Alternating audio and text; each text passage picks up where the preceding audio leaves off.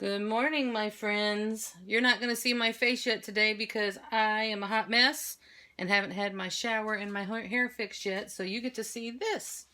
This is my handy Nesco 18-quart roaster pan. I actually bought this used, paid I think maybe $10 for it, and it is a lifesaver.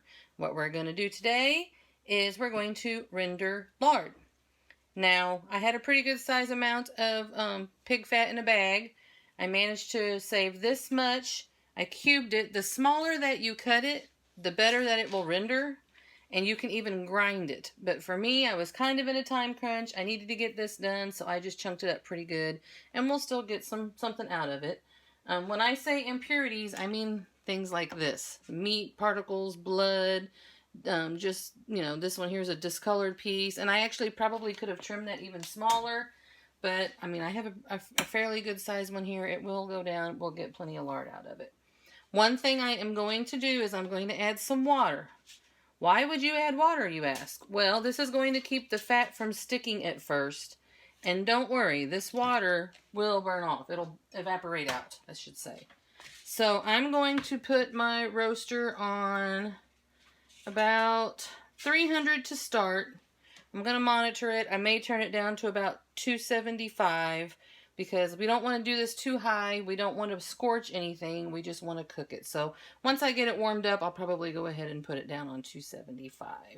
At any rate, this is going to take time. This is one of those projects that you just check on it every once in a while and you let it do its own thing. And then when the time is right, that's when you harvest it. So you don't have to sit on top of this. You can stir it every once in a while if you want to help it break down. But you don't have to stand over it and babysit it. You just let the roaster do its work and you're going to have lard.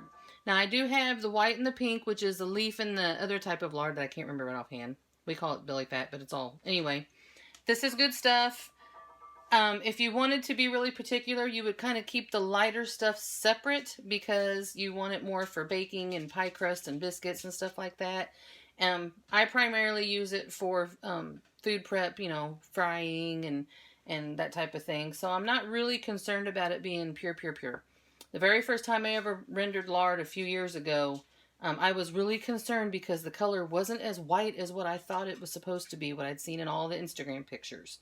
Well, that's because I just chunked it all up in there together and I didn't separate it. And I didn't separate it this time.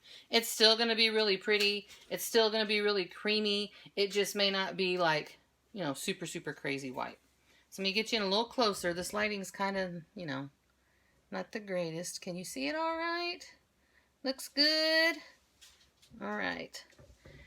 We'll let her cook down a little bit and we'll show you some progress. It's been a little bit. You can see I stirred it some. See how it's starting to change in its color. We've got a long ways to go though. And if you listen, you hear it's kind of a sizzle. And if you look, see if I can get this corner better. And I just saw some liquid. There we go. See that liquid down in there? I know it's kind of dark, kind of hard to see.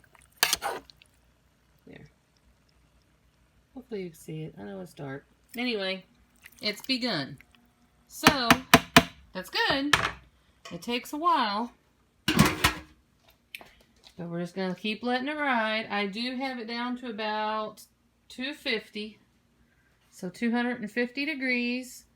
And just let it go. And like I said, you don't have to babysit it. You can go do other stuff and come back and check on it. Okay, checking back in. It's been a couple of hours. And if you can look through here, you can see a lot more liquid. See how it's not real clear yet? It's still a little bit filmy, so it's not quite ready to strain, but close. And then it's breaking down a few pieces. Actually getting a little bit brown in there. But it's working. So we're just going to keep letting her go. Like I said, this process takes time. Now we're cooking with lard, not peanut oil. I'm ready to strain some of this off, and guess what I'm going to use? I'm going to use a recycled Alfredo jar because we don't have to can this. We don't have to use our good jars and lids and rings. So let's get some of this strained. Okay, so I'm gonna rig me up a fancy setup here. I have my recycled Alfredo jar, and yes, the jar is clean. These lids are a pain, and I'm not really worried about it. I'll let you look here closely. I have my daughter's hot cocoa mix and a couple oven mitts here, and that's what I'm bracing my fancy strainer on. This is high tech, y'all. High tech. So I'm gonna find my ladle. If you hear dogs growling and walking around, children giggling, it's into the evening and this is life. This is a home we live in. The grand darling's here with us, and so if you hear noise in the background, that's what it is. Let me go get my ladle. Alright, so I actually need to scoot this up a little closer because we don't want to spill hot oil, if at all possible. I'll blow that off.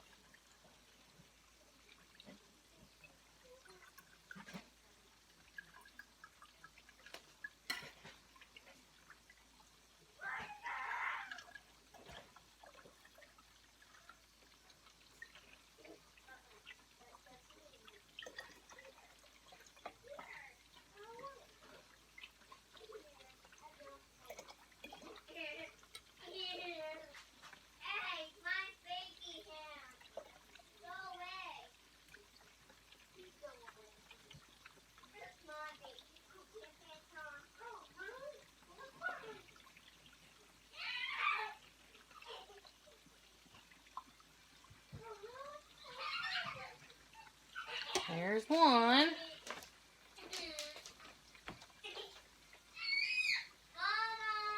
Yes, darling. Don't fight with Uncle Jay.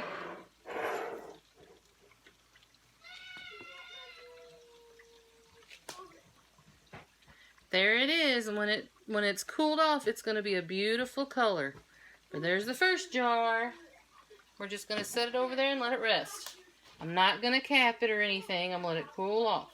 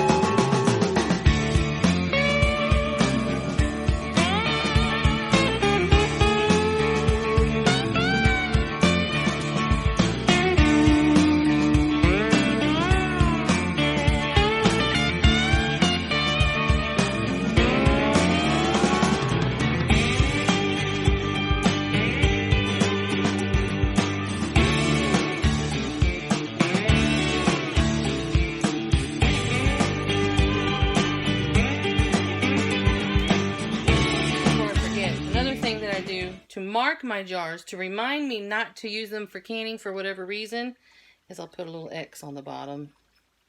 Just with Sharpie, and then that reminds me there's something wrong with this one. This one, there's no chips or anything on the ring, but there was a spot I didn't like. I just didn't like the looks of it. It might be because it's wet now, I can't see it. So I just pulled it just for safety purposes, but it's still perfectly good enough for this. I'm going to move some of this back. I reach that bottom good.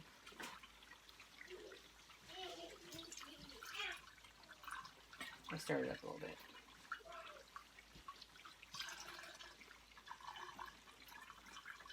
I think we'll get quite a bit of lard for this. This will be great. I'm very happy so far. And it's easy, you guys. You just let the roaster do the job.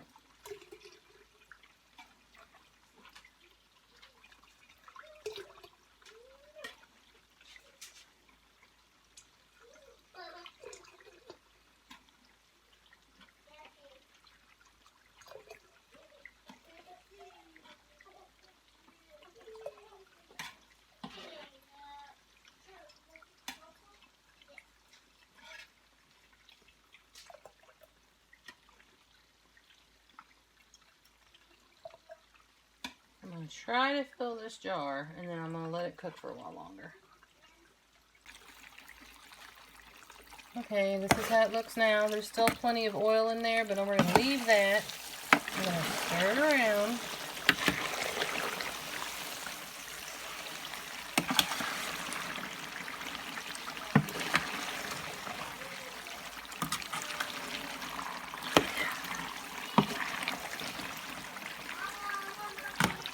Okay, hold on. Uncle Bear helped Sissy. Like I said, folks, this is real life. Little bit's got to use potty. Alright, it's got a good stir. And we're going to let it cook a little while longer. Okay, my friends, it's the next morning. I worked up until about 10:30 last night. There's the finished product.